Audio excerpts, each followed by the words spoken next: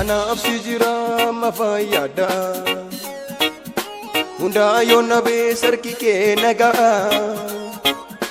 si qabadhee tanaaf butee irruun koo si toonaaf ta'eera waan hundaa koo anaaf si jira mafayyada hundaa yoona beesarki kee nagaa si qabadhee tanaaf butee irruun koo si toonaaf ta'eera waan hundaa koo siyaa galatu michuu dhugaa koo siyaa galatu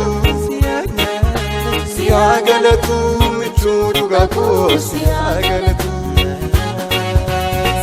galatu abbaa dhugaa koo siyaa galatu abbaa dhugaa koo siyaa galatu